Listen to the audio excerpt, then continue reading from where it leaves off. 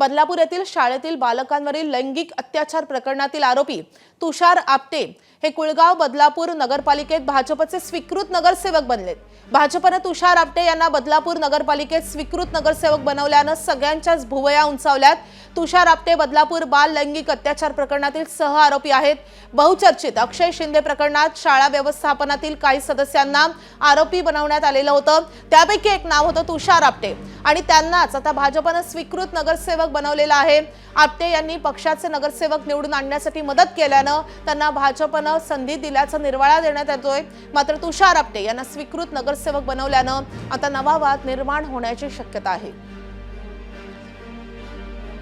तर बदलापुरातलं हे प्रकरण खूप गाजलेलं होतं आणि त्याच प्रकरणी आता ही धक्कादायक माहिती समोर येते। आपले प्रतिनिधी सुरेश काटे आपल्या सोबत आहेत। सुरेश, स्वीकृत नगरसेवक आपटेंना बनवण्यात आलेला आहे, भाजपने काय स्पष्टीकरण दिलेलं आहे आणि यामुळे आता कसा वाद निर्माण होऊ शकतो?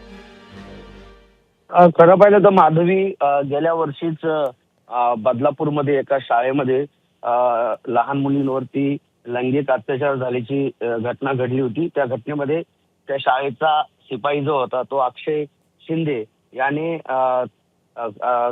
दोन मुलींवरती लैंगिक अत्याचार केल्याची घटना होती। शाळा व्यवस्थापनाला ही घटना माहिती असताना त्यामध्ये सह आरोपी जे आहेत तुषार आपटे जे आहेत ते भाजपचे पदाधिकारी देखील आहेत आणि ते या घटनेमध्ये पोलिसांनी त्यांना ही घटना माहीत असताना त्यांनी कुठल्या प्रकारे पोलिसांना माहिती दिली नाही असा ठपका ठेवत त्यांना या घटनेत सह आरोपी बनवलं होतं। मात्र निवडणुकीच्या दरम्यान देखील तुषार आपटे हे मुख्यमंत्र्यांच्या सभेला देखील उपस्थित होते आणि भाजपाच्या उमेदवारांना निवडून आणण्यासाठी देखील त्यांचा सहभाग असल्याची माहिती आहे। त्यामुळे तुषार आपटे यांना बदलापूर कुळगाव या नगरपालिकेच्या पालिकेवरती त्यांना स्वीकृत नगरसेवक पदावरती त्यांना घेण्यात आलेला आहे। त्यामुळे खरं पाहिलं तर बदलापूरचं प्रकरण हे गंभीर होतं, जवळपास हे देशभर गाजलेलं प्रकरण होतं आणि या प्रकरणामध्ये अनेक आरोपी देखील आहेत आणि आता सध्या तुषार आपटे हे जामिनावरती बाहेर आहेत।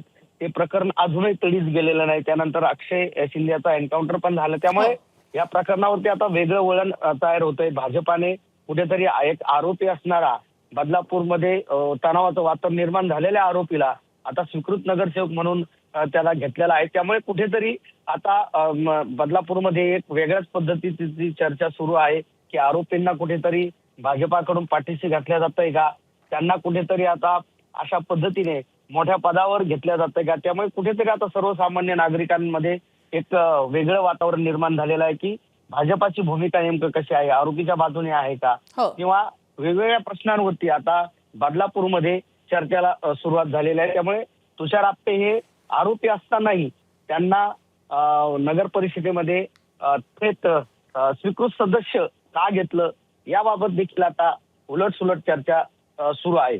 माधवी, नक्कीच बदलापूरमध्ये या घटनेवरून मोठा रोष पाहायला मिळालेला होता, कारण पालकांनी त्यावेळी रेल रोको पण केला होता आणि त्यानंतर अक्षय शिंदे असेल किंवा तुषार आपटे असेल यांच्यावर गुन्हा दाखल झाला होता। अक्षय शिंदेचा तर एन्काउंटरही झालेला आहे। इतकं मोठं गाजलेलं प्रकरण आणि त्या प्रकरणातले हे आरोपी आहेत, असं असताना का त्यांना स्वीकृत नगरसेवक केलं गेलं हा प्रश्न आहेच। मात्र सुरेशजी, त्याही वेळी भाजपवर आरोप झालेले होते की भाजपशी निगडीत भाजपच्या जवळचा हा व्यक्ती आहे आणि त्याच्यामुळे त्याला मोकळं रान सोडलं जातं किंवा त्यांना तितका लवकर गुन्हा दाखल झाला नाही आणि त्यामुळे त्यावेळीही यावरून वाद झाला होता। या संदर्भात तुम्ही माहिती द्या। खरं पाहिलं तर माधवी, बदलापूरमध्ये भाजपाचे हे त्या शाळेवरती सदस्य आहेत, त्या जे तुषार आपटे जे आहेत ते भाजपचे पदाधिकारी देखील आहेत।